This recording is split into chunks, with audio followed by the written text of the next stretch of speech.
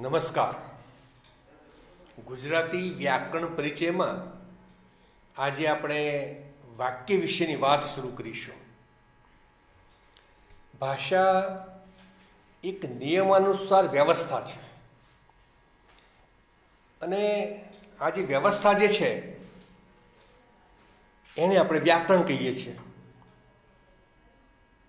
વ્યાકરણ ભાષાનું નિયમન કરે છે, ભાષાને નિયમિત બનાવે છે અને વ્યાકરણથી ભાષાની શુદ્ધિ અશુદ્ધિનો પણ ખ્યાલ આવે છે. ભાષા વિચારોની આપ-લે કરે છે. એ વિચારોની આપ-લેનું માધ્યમ છે. તે લાગણીઓની અભિવ્યક્તિનું પણ માધ્યમ છે. ભાષા એ ધ્વનિઓની યાદચ્છિક આખી વ્યવસ્થા છે, જેના દ્વારા લોકો પરસ્પર વિચાર વિનિમય કરે છે, ચિંતનને મનન કરે છે. આપણા સ્પષ્ટ સંદેશને પહોંચાડવા માટે, એ સ્પષ્ટ સંદેશને વ્યક્ત કરવા માટે ભાષાનો નાનામાં નાનો એકમ એટલે વાક્ય. વાક્યનો એકમ છે શબ્દ અને શબ્દનો એકમ છે ધ્વનિ. આપણે અગાઉ આ શબ્દ અને ધ્વનિ વિશે તો વિગતે ચર્ચા કરી છે, પણ ચાલો થોડુંક પુનરાવર્તન કરી લઈએ. જુદી જુદી ગતિથી ફેફસામાંથી બહાર આવતું વાયુનું મોજું એ સ્વરતંત્રીઓને કંપાયમાન કરે છે અને તેમાંથી ધ્વનિ ઉત્પન્ન થાય છે, જેને આપણે સ્વર અને વ્યંજન આ ઓળખીએ છીએ. આ ધ્વનિ, અક્ષર કે વર્ણ એમાંથી શબ્દ બને છે. એક કે એકથી વધારે વર્ણ, એક કે એકથી વધારે અક્ષર, એના અર્થપૂર્ણ સમૂહને આપણે શબ્દ કહીએ છીએ. હા, ના, જા, ખા, ઘી, જી, સુરત, પશુ, કાગડો, આ એક વર્ણ કે વધારે વર્ણ સમૂહ કોઈ ચોક્કસ અર્થ પ્રગટ કરે છે, આપણે એને શબ્દ કહીશું. ધ્વનિ ઘટકોના યોગ્ય જોડાણથી અજબ વિસ્તરણો ઊભા થાય છે અને ગુજરાતી ભાષાનું શબ્દભંડોળ તો ઘણું વિશાળ છે. ભગવદ્ ગોમંડળ નામનો જે શબ્દકોશ જે છે એ શબ્દકોશમાં 2,81,000 શબ્દો અને શબ્દોના અર્થો આપવામાં આવ્યા છે. જો આપણો શબ્દ ભંડોળ સીમિત હોય તો આપેલ ધ્વનિ ઘટકો શબ્દો છે કે નહીં તે આપણે નક્કી ન કરી શકીએ. કેવર, ગેવર, ચેવર, જેવર, તેવર, નેવર, ભેવર, આવું કોઈ બોલે તો મારા માટે ગેવર એ શબ્દ છે. કારણ કે ગેવર એટલે ગુફા એવો અર્થ હું જાણું છું.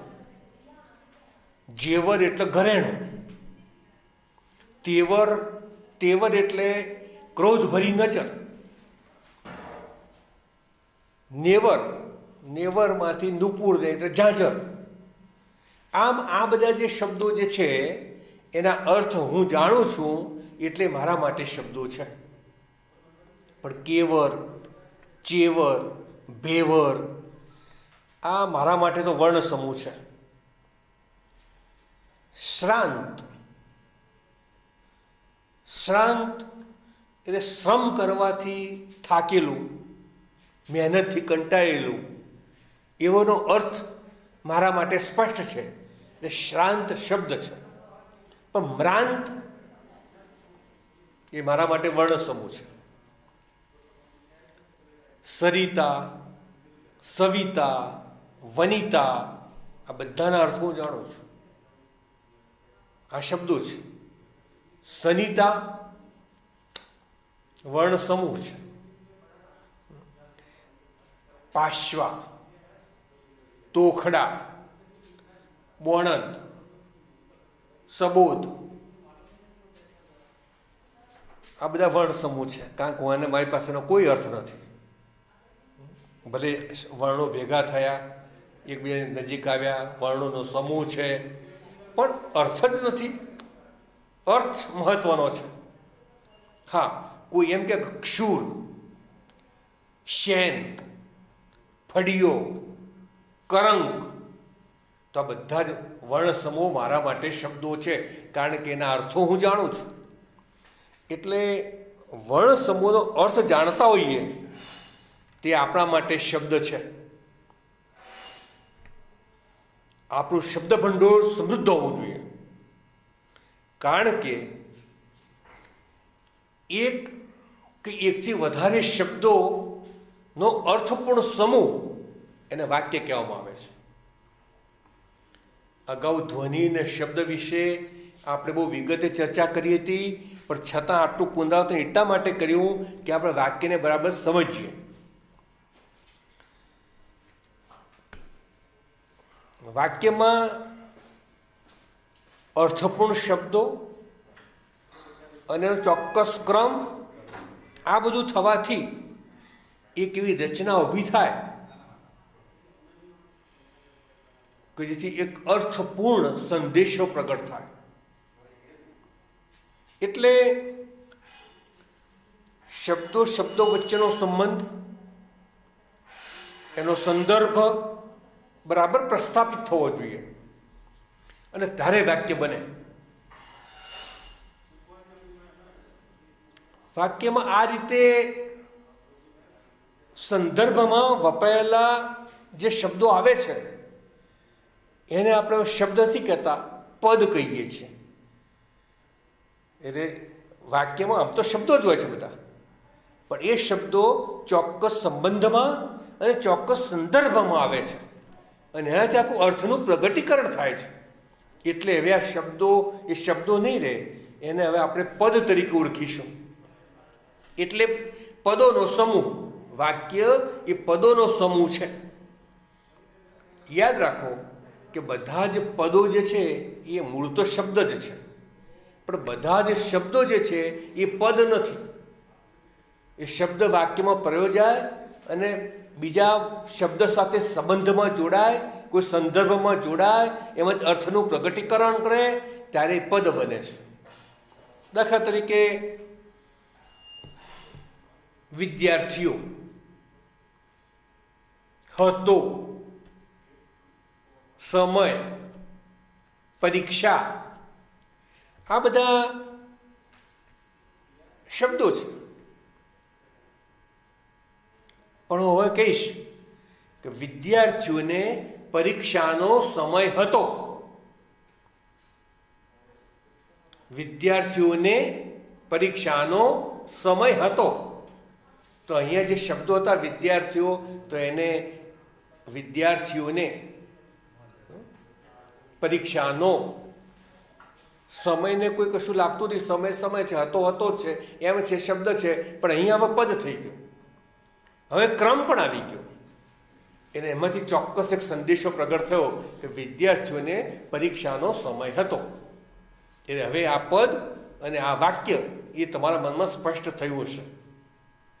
બીજું ઉદાહરણ લઈએ કે દાખલા તરીકે પાદર, રસ્તો, જવું, ગામ, નદી, છે, એક, આ બધા શબ્દો છે.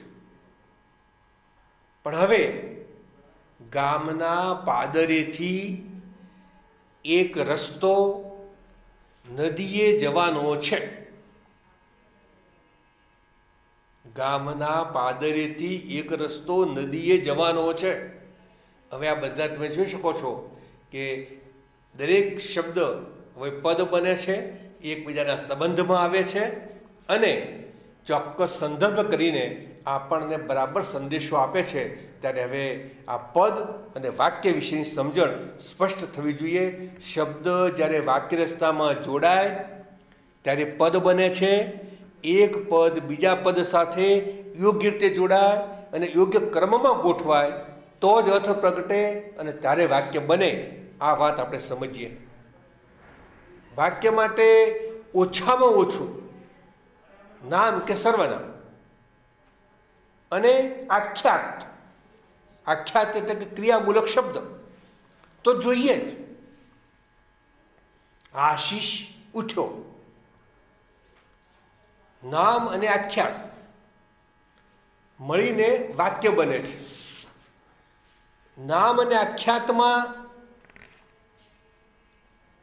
આખ્યાત પર વધુ મહત્વ આપવામાં આવ્યું છે, કેમ કે તેના વિના વાક્ય બનતું નથી. વિશેષણ તથા નામ કે સર્વનામ એ ભેગા થાય ત્યારે તેને નામપદ કહેવામાં આવે છે. અને ક્રિયા વિશેષણ અને ક્રિયાપદ, આખ્યાત, ક્રિયા વિશેષણ અને આખ્યાત, ક્રિયામૂલક શબ્દ એ બંને ભેગા થાય ત્યારે એ બંને ભેગા થાય અને ક્રિયાપદ કહેવામાં આવે છે. દરેક વખતે વિશેષણ કે ક્રિયા વિશેષણ એ પૂરક પદ હોવું જરૂર નથી, પણ એ હોય તો એ નામપદ. વિશેષણ સાથે નામ કે સર્વનામ એ ભેગું થાય નામપદ. એકલું નામ પણ હોઈ શકે. ક્રિયા વિશેષણ અને આખ્યાત એ બંને ભેગા થાય ત્યારે ક્રિયાપદ. ક્યારેક એકલું આખ્યાત એકલું પણ હોઈ શકે. આશીષ ઉઠ્યો, નામ અને આખ્યાત બે જ, પણ આ રીતે વાક્ય બનતું હોય છે. એટલે નામપદ અને ક્રિયાપદ એને ક્રમિક મૂકીને એક અર્થપૂર્ણ સ્પષ્ટ સંદેશ આપી શકાય અને વાક્ય બની જાય. ક્રિયા કોણ કરે છે અને શું ક્રિયા કરે છે, આ બે બાબતો બહુ મહત્વની છે.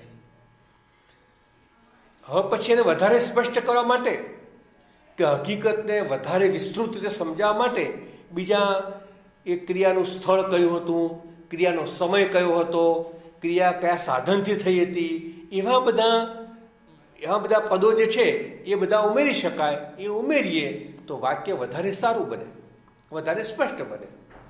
સંસ્કાર રમે છે, સંસ્કારના રમે છે આખ્યા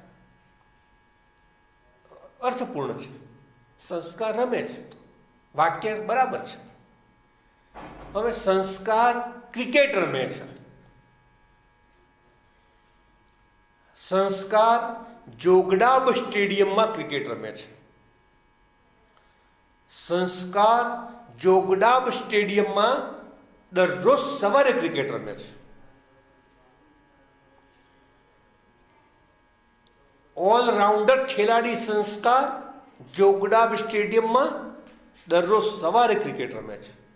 આમ મૂળ સંસ્કાર રમે છે. વાત આ છે ને આ મહત્વની છે, એ રહેવું જોઈએ.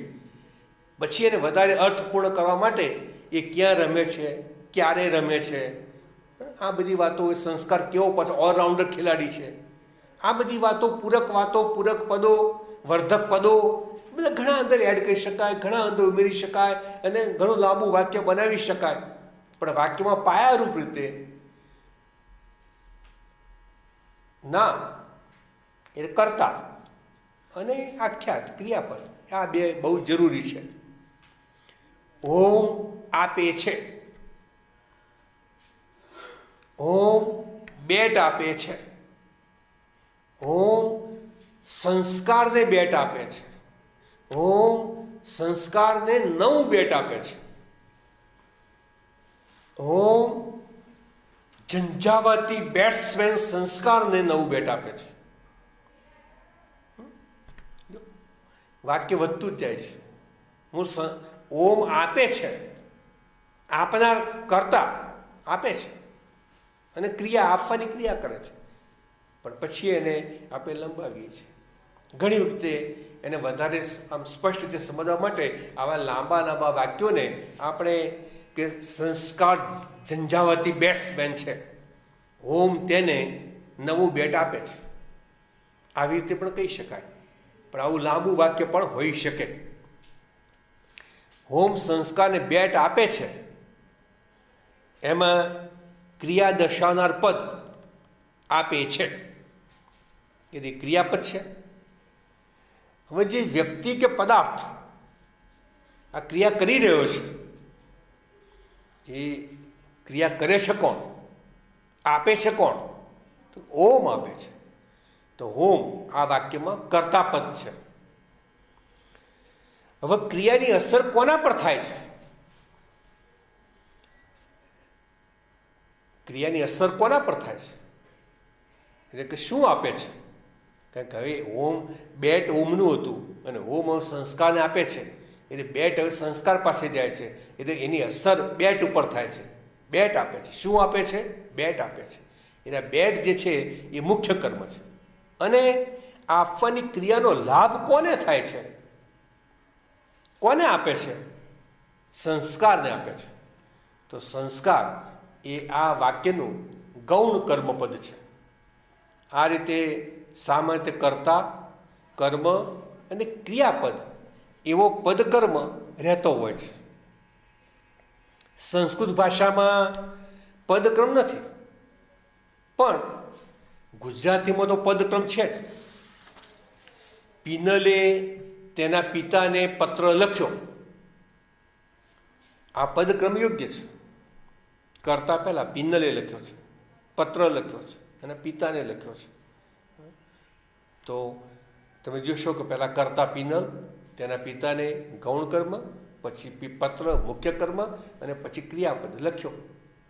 એટલે આ ગુજરાતી ભાષાનો સામાન્ય રીતે સાચો પદક્રમ છે. બાબુભાઈ વહેલી સવારે મારા ઘેર આવ્યા. વહેલી સવારે બાબુભાઈ મારે ઘેર આવ્યા. મારે ઘેર વહેલી સવારે બાબુભાઈ આવ્યા. અહીંયા મેં પદક્રમ બદલ્યો છે. એનાથી થોડોક અર્થફેર પણ થાય છે. જો બરાબર સમજીએ તો થોડોક અર્થફેર પણ થાય છે, પણ છતાં વાક્યનો અર્થ જળવાઈ રહે છે. તો આવા સામાન્ય રીતે જે પદક્રમને આપણે બદલીએ છીએ એ બદલી શકાય, પણ યોગ્ય પદક્રમ જાળવવાથી તો અર્થ સૌથી વધારે સ્પષ્ટ બને છે. પણ હવે જુદી રીતે દાખલા તરીકે આજ્ઞા એ હું સૌથી પહેલાં મૂકી દઉં, પછી વહેલી સવારે ઘેર મારા બાબુભાઈ, આમ જો કરીશ તો આવો બધો પદક્રમ બદલવાની મને કોઈ છૂટ નથી. ગુજરાતી ભાષામાં અર્થને સમજવા માટે પદકર્મ બહુ જરૂરી છે. એટલે વાક્યમાં આમ તો મુખ્ય બે વિભાગો પડે છે, ઉદ્દેશ અને વિધેય. ઉદ્દેશ એટલે જેના વિશે કહેવામાં આવ્યું હોય તે, અને વિધેય એટલે જે કંઈ કહેવામાં આવ્યું હોય તે. એટલે ઉદ્દેશ પહેલાં આવશે અને પછી વિધેય આવશે. આ રીતે વાક્યમાં કર્તાપદ અને ક્રિયાપદ તો હોય જ છે, પણ એ ઉપરાંત કર્મપદ, પૂરક પદ અને આ પૂરક પદોના પણ વર્ધક પદો એ બધું જોવા મળે છે. પણ જો કે બધા હોવા જ જોઈએ એવું ફરજિયાત નથી. હા, ક્યારેક ભાષાની લાક્ષણિક રચના પદ્ધતિમાં ક્રિયાપદ જે છે એ ક્રિયાપદ વગરના પણ વાક્ય રચી શકાય છે. આપણે કહું ક્રિયાપદ તો બહુ જરૂરી છે, અનિવાર્ય છે, પણ ભાષાની લાક્ષણિક રચનામાં કેટલીક વખતે ક્રિયાપદ વગરના વાક્યો હોઈ શકે. તો કેટલાક સંયોગોમાં કર્તાપદ વિનાનું પણ વાક્ય હોય છે. એમાં કર્તા અધ્યાર હોય છે. વાક્યમાં કર્તા નથી હોતો, પણ જે પેલું ક્રિયાપદ આપણે વાપરીએ છીએ ને એ ક્રિયાપદના રૂપના પરથી કર્તાપદ કયું હશે એ આપણને સમજાઈ જાય છે. તને નહીં જ કહું, તને નહીં જ કહું. અહીંયા કહું પણ કોણ કહેવાનું હતું, કોણ નહીં કે એવું કશું આપ્યું નથી, પણ આપણે સમજી શકીએ છીએ કે કર્તાપદ તરીકે હું આવશે. પધારો, પધારો આમ એક શબ્દ જ છે, પણ એક શબ્દ પણ વાક્ય તો હોઈ શકે કારણ કે અર્થપૂર્ણ છે. પણ તો પધારો, પણ કરતા કોણ? તો કરતા અધ્યાર છે. પણ જ્યારે પધારો એમ કહું છું ત્યારે આપ પધારો, એ આપ મેળે સમજાઈ જાય છે. એટલે સંદર્ભથી આવા વાક્યોમાં જે અધ્યાર પદો હોય છે તે સમજાઈ જાય છે. ખાસ કરીને સંવાદમાં તો આવું વધારે બને છે. જે સંવાદો હોય છે, નાટકમાં સંવાદો હોય કે આપણે વાતચીતમાં સંવાદો હોય, આવું જ્યારે હોય છે ત્યારે અમુક પદો અધ્યાર રહે છે, જોવા મળતા જ નથી, પણ અર્થ સ્પષ્ટ થતો રહે છે. કયું પદ અધ્યાર છે એ પણ આપણે જાણી શકીએ છીએ. દાખલા તરીકે મને કોઈ કહે કે તમે ક્યાં ગયા હતા, હું એટલું જ કહીશ કે અંબાજી. હવે અહીંયા આ વાર્તાલાપમાં અંબાજી એક વાક્યખંડ છે, પણ એ પૂરું વાક્ય બને છે, કારણ કે જે જવાબ આપનાર હું ભાષક અંબાજી બોલું છું, પણ હું અંબાજી ગયો હતો એવો પૂરો અર્થ હું કહેવા માગું છું. અને જેને મને પ્રશ્ન પૂછ્યો છે એને માત્ર અંબાજી કહું છું તો પણ એ સમજી જાય છે કે હું અંબાજી ગયો હતો. તો આ રીતે સંવાદોની અંદર ક્યારેક પદો અધ્યાર રહે છે.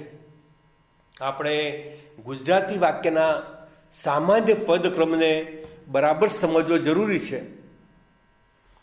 વાક્યમાં સૌ પ્રથમ કર્તા પદ આવે છે, પછી કર્મપદ આવે. કર્મપદમાં પણ ગૌણ કર્મ પહેલું આવે અને મુખ્ય કર્મ એના પછી આવે છે. કર્તાપદ અને કર્મપદના જે વર્ધકો જે છે, કર્તાપદના અને કર્મપદના બંનેના વર્ધકો જે છે, જે પૂરક પદો છે, એ જે તે પદના આગળ આવે છે. અને આ પૂરક પદના પણ વર્ધકો હોઈ શકે તો એ એની આગળ આવે છે. ક્રિયાપદો જે છે તે વાક્યના અંતે આવે છે. અને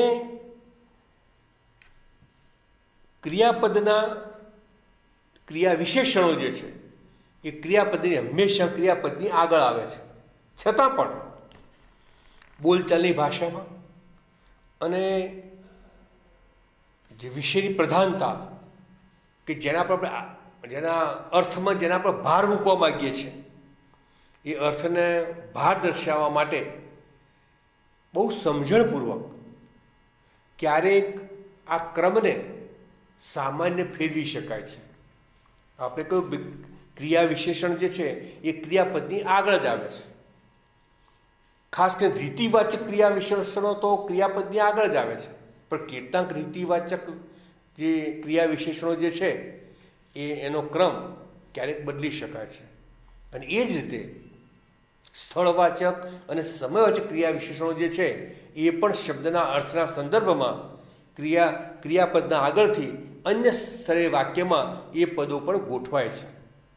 તો આ રીતે આખું જે વાક્ય જે છે એ વાક્યની એક સામાન્ય ભૂમિકા આપણે સ્પષ્ટ કરી છે.